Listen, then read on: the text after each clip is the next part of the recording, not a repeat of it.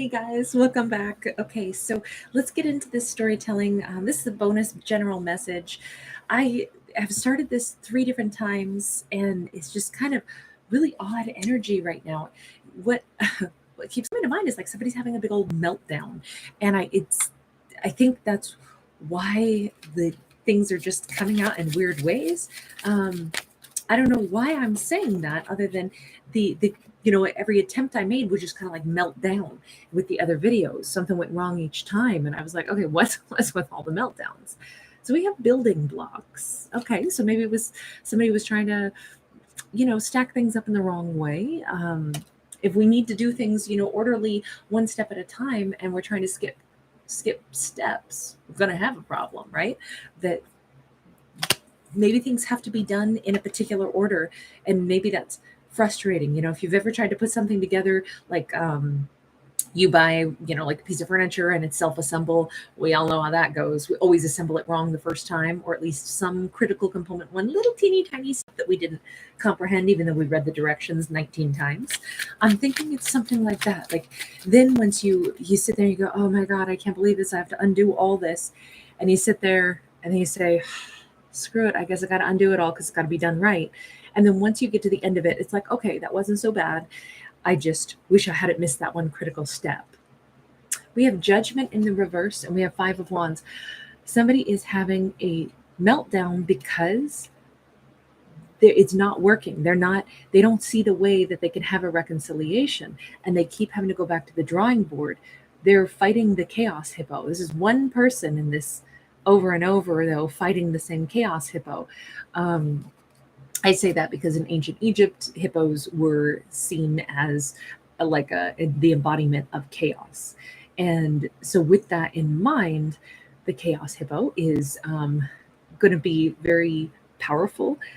When those hunters would go out and face the chaos hippo, it was to test themselves, their bravery, their courage, their skill set. From what I've read, hippo meat was not considered good to eat in ancient times. So they weren't hunting it for anything more than to face the most ferocious and terrifying beast and make sure that they had courage, and to, like, test themselves against the big stuff in life. So here's the thing. Somebody has to think through things, and they can't skip any steps. If they want reconciliation, they're not going to get it if they think they can bounce from point A to point B. It won't work. And they've been very frustrated. But it's also because they've been thinking about this for a long time. King of Cups in the reverse, Temperance upright, 3 of Pentacles upright. So I gotta say it this way.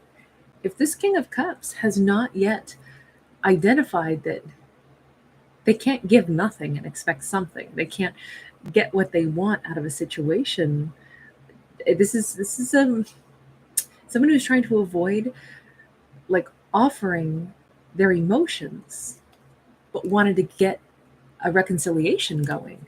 Well, that's not going to happen.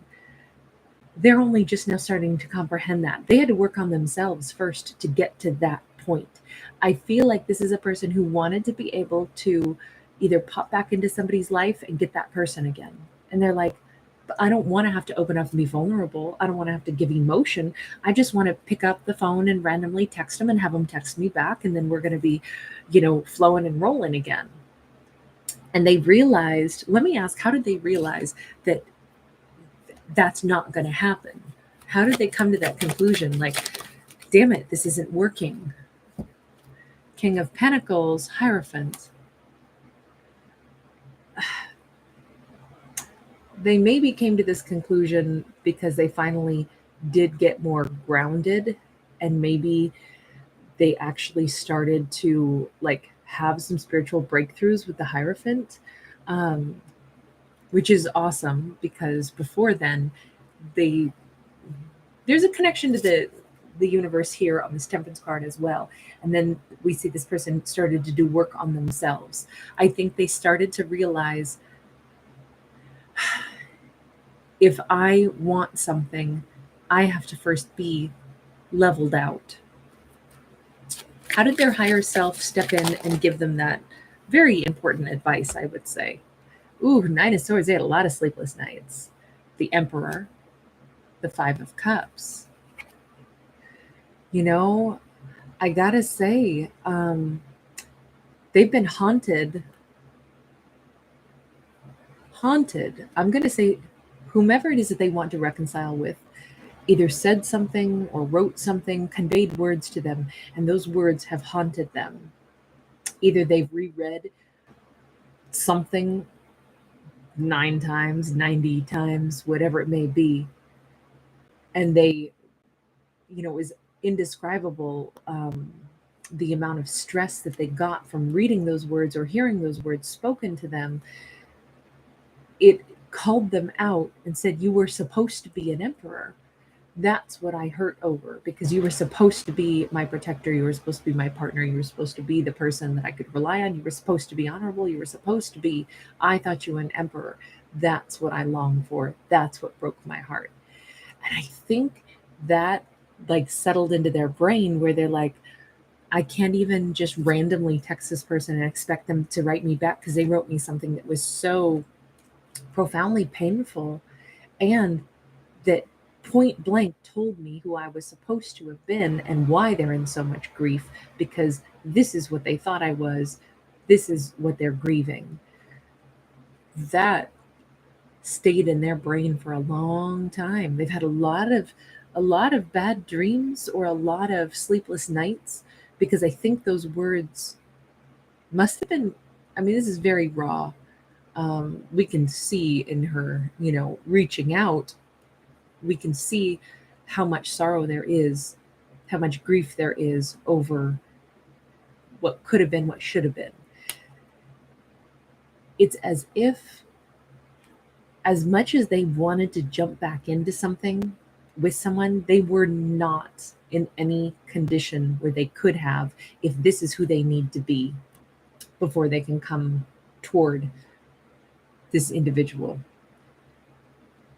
They were, it's like they were given, uh, in whatever was said or whatever was written about the grief that someone experienced.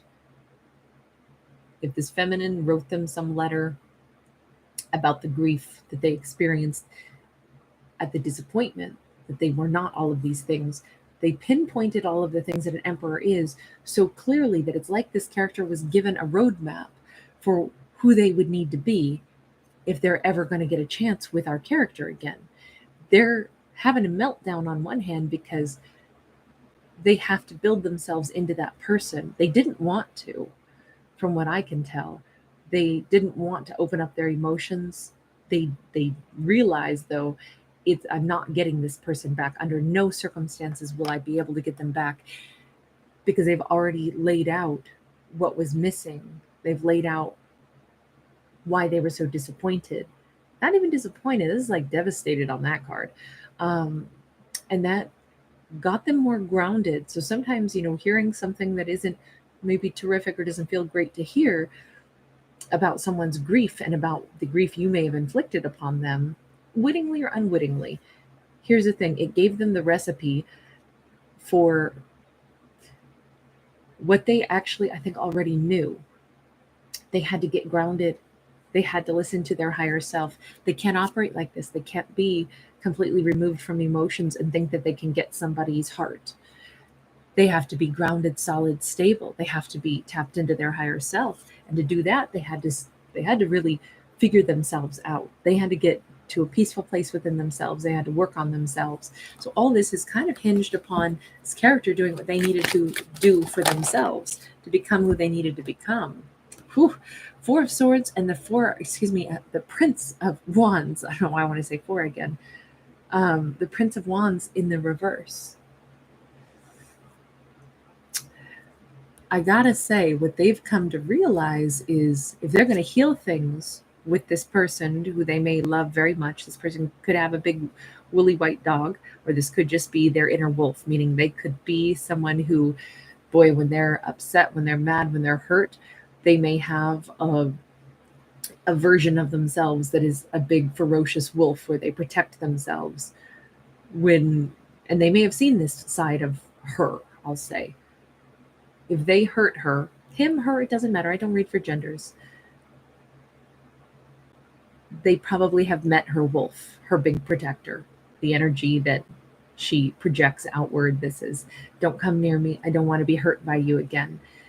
I think they know that the only way to heal things with her and to not let her wolf come back out to howl and, bite them is to make sure that they do not come in with any kind of wishy washy energy. So they're starting to, let's go back to the building blocks. They're starting to realize, I know why she feels like she has to protect herself from me. I know why she's so devastated over what happened with us. I know why she's not going to let me come toward her, and I finally know what I need to do if I want to be allowed to come toward her and not have her wolf jump in the way and try to sink their teeth into me. The wolf just being the other side of, we all have the side of ourselves that protects ourselves, right? um, we have a Queen of Pentacles, we have a Prince of Cups, we have a King of Swords. They're realizing that they have to come in truthful, stable, and with love. They will probably have to woo this person from the ground up. Um, Tell me about that Prince of Cups, because that's a knight that I don't like typically in this deck, because they come across as we got Seven of Swords, we got Nine of Wands, we got the Two of Cups, and we got the Ace of Wands. The reason I don't like this is because they want love. They want to bring up the honeymoon phase, but oftentimes they don't have more mature plans than that.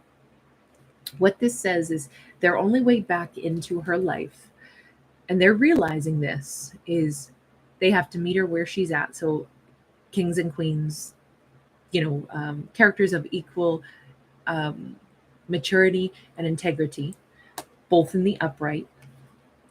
When it comes to this might have felt like a lot of lies in the past, and that has to be addressed. Those lies have to be addressed. Which the thing is, it may not ever have been lies. It just might have been that they approached in the past with the intent to get, like, oh, I want to make this really romantic. But if there was any aspect of them in the past that was really romantic, and then they ran for the hills, they weren't consistent, they weren't ready to offer a mature offer in the past, all that has to still be dealt with. They have to heal that. They have to heal that for her, which is the biggest thing. They have to convince her that although they may have run in the past, that love was really real. And in fact, they kind of have to be able to be raw enough to say maybe they were a wounded warrior at that time and that's why they ran. But they saw her as their Two of Cups. They do still. They want this. They want to actually pour genuine energy into this. But I feel like they're saying they have a lot of explaining to do, and they know that. But they can't brush anything under the rug.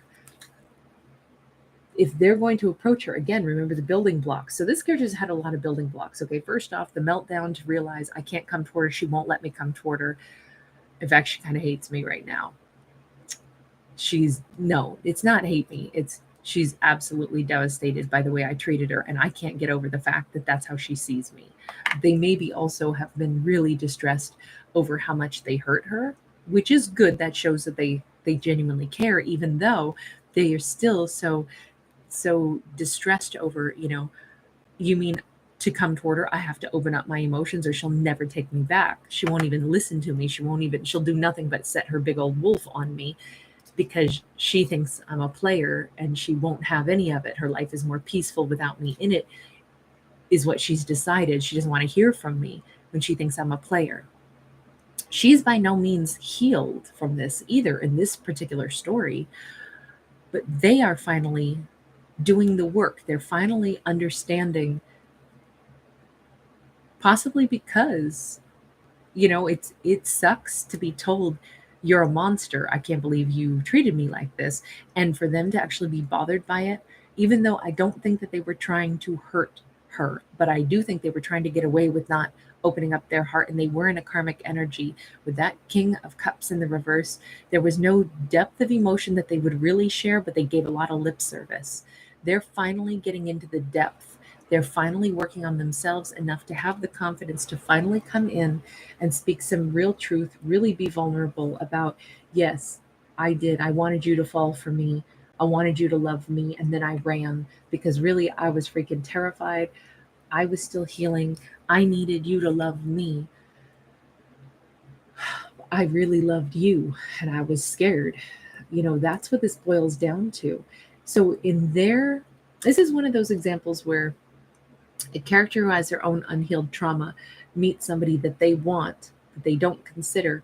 I can't treat them however I need to in order to get what I need. I can't be more scared, so I draw them out, make them want to give to me. That makes me feel kind of safe. But ooh, they're going to expect me to give back in return. Oh no, I'm going to run. When you do stuff like that, you hurt people, you hurt them badly, and then they tell you you're a horrible monster, you hurt me, and that's real. And because this person actually did love her, hearing those words from her has bothered them immensely because they haven't known how to fix it. But that was only because for a long time, maybe they still were trying to avoid being emotionally vulnerable, and they finally broke through that, started to rebuild the pieces of themselves that had to be rebuilt. And now at last they can come in and they can offer something real, including an explanation, including, taking full accountability for the way they behaved. And actually, I don't think ever in this storyline did they ever intend to hurt her. It's just the way they were operating. But it wasn't because they didn't love her. In fact, bizarrely, it's because they did. Is this okay? No, of course not. This is not to give somebody a, okay, that makes sense. No, but what we're seeing is it wasn't okay. It has really bothered them, and they have actually, it bothered them so much that they actually finally worked on themselves, got to the point where they could see this. Okay, so how does this end? King of Wands, Ten of Swords. It ends with the ending of that painful cycle. And not only are they coming in first to be super, super, super honest, um, they're explaining everything, and then they're changing one more time, and we see them ending as a King of Wands. Somebody so warm, somebody so loving, somebody who's willing to give their all to this connection. What does she think about this? She, he, it doesn't matter. This could be same-sex couples. I don't read for genders. Three of Swords, High Priestess, Princess of Wands, Seven of Cups. It leaves her still wary. It leaves her saying, I still, you did do me so dirty, so wrong, and I didn't deserve any of that. But I also know that you were wounded, so it's like your wounds oozed all over me. And although I was completely innocent and should never have had to deal, because I got my own wounds, I got my own problems, but you dumped all on me and caused me more grief and left me out here in a frozen tundra. But I do understand why. But did you betray me? You did. You betrayed everything. And I didn't deserve that kind of a betrayal. But, do I also understand at a very profound, very deep level that you actually did always want to move toward me? Yeah. And that you were immature? Yeah. And where does that leave me? It leaves me a little bit confused because, how different are you now? How mature are you now? It's going to take time before she'll probably build trust with this person, because an apology or an explanation doesn't erase what was actually done, right? The damage was still done, the actions were still taken.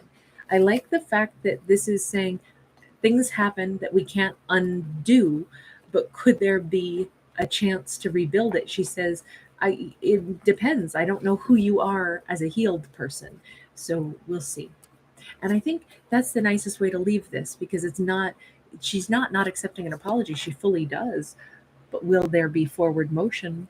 Well, we'll see. I got to see who you are as a healed person now. How do you treat me now? Good for them. I hope that this works. All right. Take care. Bye, guys. Thanks for being here.